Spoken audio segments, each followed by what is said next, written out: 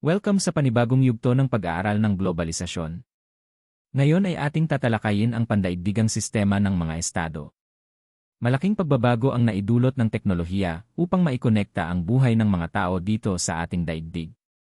Makikita natin ang relasyon ng iba't ibang institusyong panlipunan sa ating mundo sa pagkakaroon ng mga agreements o kasunduan sa pagitan ng mga estado. Para mas lalo nating maunawaan ang ating lecture sa araw na ito ay atin munang bigyang pakahulugan ang salitang estado. Ang estado ay isang political term na tumutukoy sa isang bansa o teritoryo na mayroong isang organisadong pampulitikang pamayanan sa ilalim ng isang pamahalaan at kinikilala ng mga karatig bansa. Ito ay mayroong apat na elemento. Una, ang mamamayan o people. Ito ay tumutukoy sa populasyon ng estado na binubuo ng dalawang uri ng tao, isang babae at isang lalaki para sa pagpapatuloy ng buhay o reproduksyon. Kahit gaano kadami ang tao sa isang bansa, kung ito ay binubuo ng isang uri lamang ng tao paglipas ng mahabang panahon ay tiyak na mauubos ito. Kaya dapat ay may pagpapatuloy ng buhay o ang law of procreation. Dapat din ay meron itong sapat na bilang upang protektahan ang kanyang teritoryo. Ikalawang elemento ang teritoryo o territory. Ito ay tumutukoy sa nasasakupang bahagi na lupa, tubig o himpapawid na kung saan pinapatupad ng pamahalaan ang kanyang kapangyarihan o pagpapatupad ng batas. Ikatlong elemento ang pamahalaan. Ito ay tumutukoy sa administratibong makinarya ng estado upang magpatupad ng batas na tutugon sa pangangailangan ng mga mamayan. At ang ikaapat at huling elemento ay ang soberanya. Ang soberanya ay tumutukoy sa kapangyarihan ng estado na magpatupad ng batas na hindi pwedeng panghimasukan ng kahit na sinong bansa at pumasok sa mga kasunduan. Ito ay maaaring maklasipika sa dalawang uri. Ang internal na soberanya, na tumutukoy sa kapangyarihan ng estado na pasunurin sa batas ang lahat ng kanyang nasasakupan batay sa lawak ng teritoryong saklaw nito, at ang external na soberanya na tumutukoy sa malayang pakikipag-ugnayan ng estado sa kapwa nito estado at makibahagi sa organisasyong panlipunan. Ngayong nabigyang pakahulugan na natin ang estado, suriin naman natin kung ano ang nangyayari sa estado sa paglawak ng globalisasyon. Ang patuloy na paglawak ng impluwensya ng globalisasyon sa mga estado ay nakakapagdulot ng economic pressure at napipilitan ang gobyerno na mag-adapt sa pamantayang siniset ng mga mauunlad at mayayamang bansa na dahilan upang magkaroon ng reforma sa pamamahala, halimbawa ay reforma sa lupa o deregulasyon. Sa Pilipinas na itatag ang Local Government Code of 1971 upang mas mapagbuti ang kalagayang pang-ekonomiya nito. Hango sa tinahak na daan ng mga mauunlad na bansa na nagpakita ng isang desentralisadong kapangyarihan ng gobyerno na naging tulay sa kaunlaran. Isa rin sa naging epekto ng globalisasyon sa estado ay ang pagkakaroon ng policy constraints. Dahil sa patuloy na paglawak ng koneksyon ng mga estado na siyang naglilimita sa kapangyarihan ng isang estado na magdesisyon na para lamang sa kanyang interes. Halimbawa na lamang ay sa pandaigdigang kalakalan kung saan ang mga bansa ay kailangan sumunod sa alituntunin na itinakda ng World Trade Organization. Isang magandang halimbawa nito ay ang Environmental Agreement ng Paris Accord. Ang hindi pagsunod sa patakaran ay maaaring magresulta sa iba't ibang economic sanctions ng lahat ng miyembro ng World Trade Organization. Hindi rin ito nagiging maganda sapagkat nagiging mas malaya ang pagpasok ng mga foreign companies sa isang estado na siyang dahilan kung bakit bumabagsak ang mga lokal na kumpanya o producer. Sa madaling sabi, hindi na poprotektahan ng gobyerno ang kapakanan ng kanyang mga mamamayan. Isa pa sa nagiging epekto ng globalisasyon sa isang estado ay ang pagkakaroon ng homogenizing culture dahil sa pagkalat ng mga itinuring na mas malakas na kultura na nagagawang tabunan ang mga lokal na tradisyon at kinagisnang pamantayan. Isang halimbawa ay ang paglaganap ng kaisipang kanluranin at ang impormasyong dala ng media na lubos na nakaapekto sa mga patakarang pambansa.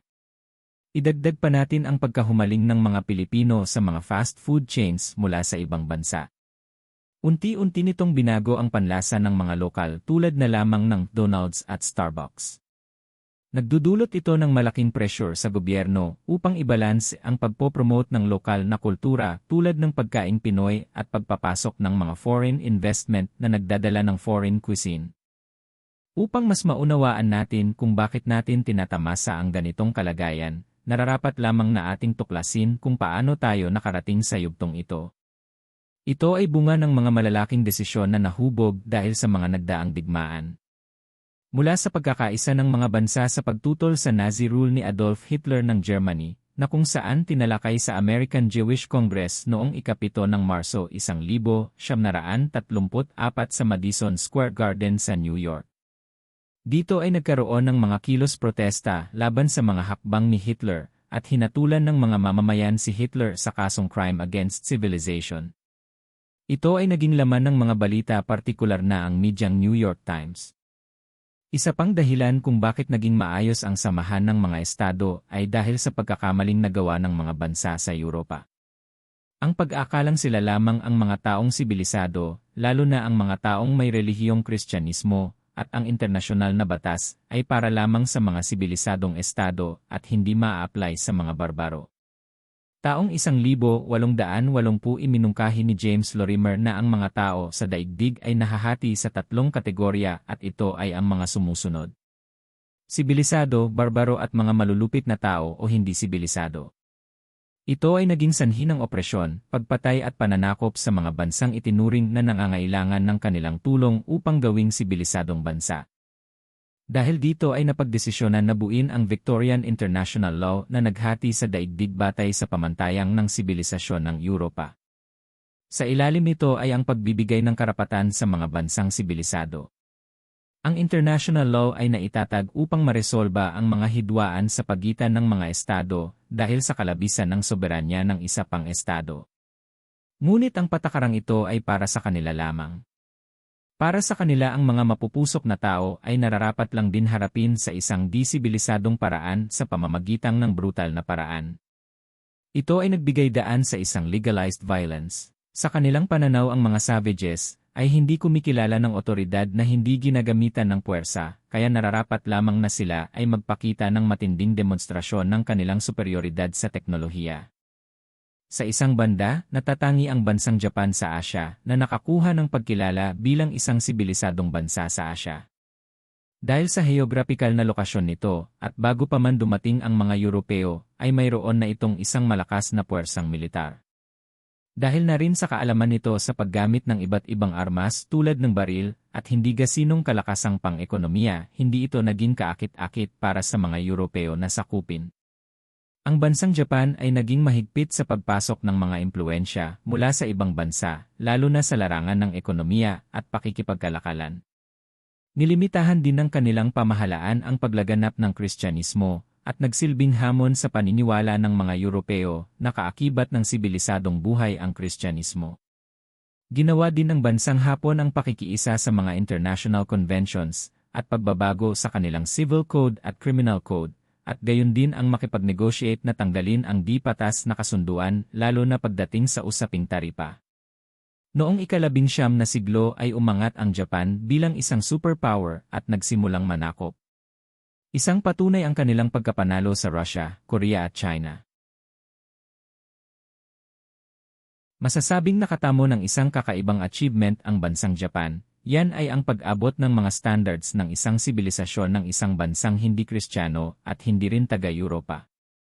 Matapos ang digmaang Ruso-Hapon, ginanap ang Hague Conference noong 1907 na tumalakay sa interes ng sangkatauhan at ang pangangailangan ng mga progresibong sibilisasyon.